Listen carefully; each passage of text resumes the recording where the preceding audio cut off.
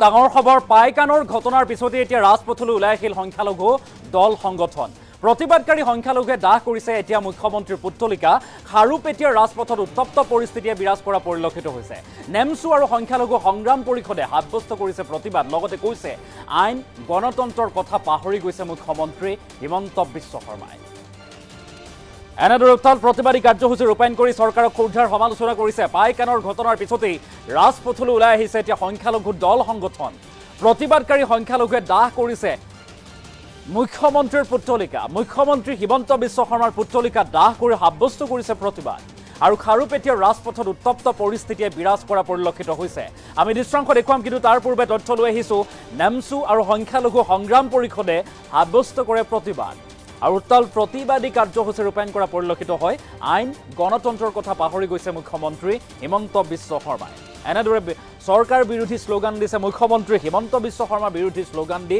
সাব্যস্ত কৰিছে প্ৰতিবাদ নিৰীহ ব্যক্তিক হত্যা কৰা বন্ধ কৰিবলৈ এতিয়া চৰকাৰক আহ্বান জনাইছে সংখ্যালঘু সংগঠনে পুনৰবাৰ কৰিছো যে পাইকানৰ ঘটনাৰ পিছতে ৰাজপথলৈ ওলাই আহিল সংখ্যালঘু দল সংগঠন প্ৰতিবাদকাৰী সংখ্যালঘুৱে এতিয়া দাহ কৰিছে মুখ্যমন্ত্ৰীৰ পুত্তলিকা মুখ্যমন্ত্ৰী হিমন্ত বিশ্ব শৰ্মাৰ পুত্তলিকা দাহ কৰি উত্তাল প্ৰতিবাদী কাৰ্যসূচী ৰূপায়ণ কৰিছে প্ৰতিবাদৰ দৃশ্যাংশ আমি দেখুৱাম খাৰুপেটীয়াৰ ৰাজপথত এনেদৰে উত্তপ্ত পৰিস্থিতি এই দৃশ্যাংশ মন কৰক খাৰুপেটীয়াৰ ৰাজপথত সন্ধিয়াৰ ভাগত সাব্যস্ত কৰে উত্তাল প্ৰতিবাদী কাৰ্যসূচী পাইকানৰ ঘটনাৰ পিছতেই এনেদৰে উত্তাল প্ৰতিবাদী কাৰ্যসূচী ৰূপায়ণ কৰা পৰিলক্ষিত হৈছে খাৰুপেটীয়াৰ ৰাজপথ কপাই কেইবাটাও সংখ্যালঘু সংগঠনে সাব্যস্ত কৰে প্ৰতিবাদ নেমছু আৰু সংখ্যালঘু সংগ্ৰাম পৰিষদে সাব্যস্ত কৰে প্ৰতিবাদী কাৰ্যসূচী আইন গণতন্ত্ৰৰ কথা পাহৰি গৈছে হিমন্ত বিশ্ব শৰ্মাই নিৰীহ ব্যক্তিক হত্যা কৰা বন্ধ কৰিবলৈ এতিয়া চৰকাৰক সকীয়নি দিছে সংখ্যালঘু দল সংগঠনে আৰু পাইকানৰ ঘটনাৰ পিছতেই এনেদৰে এতিয়া ৰাজপথ কপাইছে সংখ্যালঘু দল সংগঠনে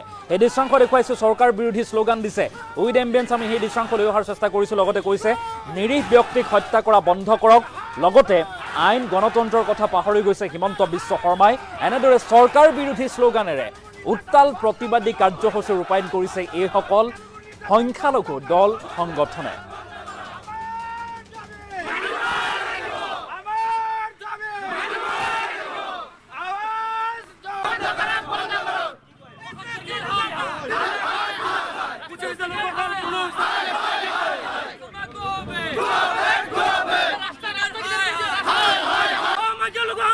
Zindabad! Zindabad! Zindabad! Ramcho Zindabad! Zindabad! Zindabad! We want justice! Justice! Justice! Hi! Hi! Hi! BJP Sarkar hi! Hi! Hi! Hi! Hi! BJP Sarkar le le che!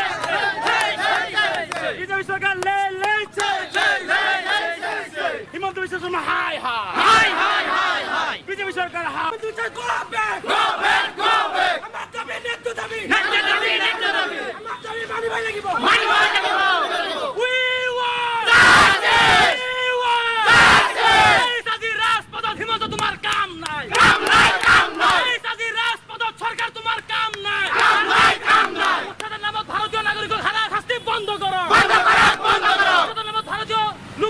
যে গোৱালপাৰাত পাইকানত যি উচ্ছেদ অভিযান চলোৱা হৈছিল সেই উচ্ছেদিত লোকসকলে তেওঁলোকে সম্পত্তি আৰু জীৱনৰ নিৰাপত্তা হেৰুৱাই তেওঁলোকে অস্থায়ীভাৱে সেই উচ্ছেদিত এলেকাত থাকিবলৈ লৈছিলে কিন্তু আজি অতৰ্কিতভাৱে অসম চৰকাৰৰ পুলিচ বাহিনী আৰু বন বিভাগে এইসকল মানুহক পুনৰাই তেওঁলোকৰ ঘৰ দুৱাৰ ভাঙি দিয়াৰ কাৰণে যি পৰিকল্পনা কৰিছিল সেই সময়তে বিভাগীয় কৰ্তৃপক্ষৰ লগত সেইখিনি মানুহৰ যদিও কথা কটাকটি হৈছিলে কিন্তু সেই কথা কটাকটিৰ সুযোগ লৈ অসম চৰকাৰৰ ভেলনীয়া পুলিচ বাহিনী আৰু বন বিভাগে দুজনকৈ মানুহক গুলীয়াই হত্যা কৰিছে এই কাৰ্যক আমি অসম সংখ্যালঘু সংগ্ৰাম পৰিষদ আৰু নেমছুৱে তীব্ৰ ভাষাৰে আমি গৰিহণা দিছোঁ আমি নিন্দা কৰিছোঁ হিমন্ত বিশ্ব শৰ্মা ডাঙৰীয়াই আচলতে গৃহমন্ত্ৰীৰ দায়িত্বত থাকি তেওঁ আচলতে গৃহমন্ত্ৰী হিচাপে বিফল হৈছে মানুহৰ জীৱন আৰু সম্পত্তি নিৰাপত্তা দিয়াৰ ক্ষেত্ৰত হিমন্ত বিশ্ব শৰ্মা ডাঙৰীয়া বিফল হৈছে গতিকে আমি মুখ্যমন্ত্ৰী ডাঙৰীয়াক আহ্বান জনাইছোঁ যে সংখ্যালঘু মানুহসকলক যদি আপুনি এনেদৰে গুলীয়াই হত্যা কৰাটো যদি আপোনাৰ আদৰ্শ আৰু নীতি তেনেহ'লে আপুনি আমাক কওক যে আমি অসমৰ সংখ্যালঘু মুছলমানসকলক গুলীয়াই হত্যা কৰিব বিচাৰোঁ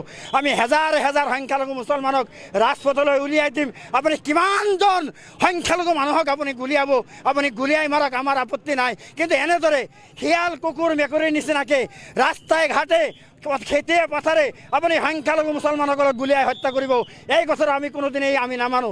আমি বাৰম্বাৰ কৈ আহিছোঁ যে অসমৰ শান্তি সম্প্ৰীতি আমি অটুট ৰখাৰ কাৰণে আমি কাম কৰি আছোঁ।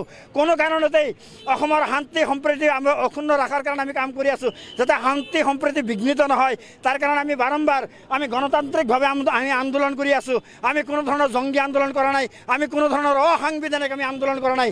আমি সাংবিধানক আমি শ্ৰদ্ধা জনাই, অসম চৰকাৰৰ নীতি আদৰ্শক আমি শ্ৰদ্ধা জনাই, আইনী ব্যৱস্থাক আমি শ্ৰদ্ধা জনাই আমি প্ৰতিবাদ সাব্যস্ত কৰি আছোঁ গণতান্ত্ৰিকভাৱে। কিন্তু আমি যি দেখিবলৈ পাইছোঁ যে মুখ্যমন্ত্ৰী হিমন্ত বিশ্ব শৰ্মা ডাঙৰীয়াই তেওঁ আচলতে আইনৰ ভাষা বুজি নাপায়, তেওঁ গণতন্ত্ৰৰ ভাষা বুজি নাপায়, তেওঁ ধৰ্ম নিৰপেক্ষ যিবিলাক কথা বতৰা আছে সেইবিলাক বুজি নাপায়। তেওঁ সংখ্যালঘু মানুহক নিজে নিশেষ কৰাৰ কাৰণে তেওঁ যি পৰিকল্পনা কৰিছে তাক আমি কোনো পধ্যেই সফল হ'বলৈ নিদিওঁ।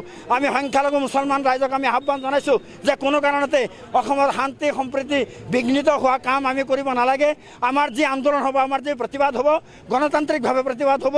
আমাৰ প্ৰতিবাদ হ'ব ন্যায় আৰু প্ৰাপ্য আদায়ৰ দাবীত প্ৰতিবাদ। আমি কোনো ধৰণৰ জংগী প্ৰতিবাদ আমি নকৰোঁ। কিন্তু হিমন্ত বিশ্ব শৰ্মা ডাঙৰীয়াক আমি আহ্বান জনাইছোঁ, আজি যি হত্যাকাণ্ড সংঘটিত কৰিলে হিমন্ত বিশ্ব শৰ্মা ডাঙৰীয়াৰ পুলিচ বাহিনী আৰু বন বিভাগে, এই হত্যাকাণ্ড আজি অন্তিমটো হত্যাকাণ্ড হ'ব লাগিব। এই হত্যাকাণ্ডই মুছলমানৰ শেষ হত্যাকাণ্ড হ'ব লাগিব। ইয়াৰ পিছত যদি হিমন্ত বিশ্ব শৰ্মাৰ পুলিচ বাহিনী বা বন বাহিনীয়ে যদি কোনো এজন সংখ্যালঘু মানুহৰ গাত হাত দিয়ে, তেনেহ'লে কিন্তু আমি জংগী আন্দোলন কৰাৰ কাৰণে হাজাৰ হাজাৰ মানুহ ৰাজপথত ওলাই হোৱাৰ কাৰণে আমি বাধ্য হ'ম। এই কথা আমি হিমন্ত বিশ্ব শৰ্মা ডাঙৰীয়াক সকীয়াই দিছোঁ। মুসলমানেৰ হাৰাশাস্তি বন্ধ কৰো, বন্ধ কৰো, বন্ধ কৰো। You want to? High high high high.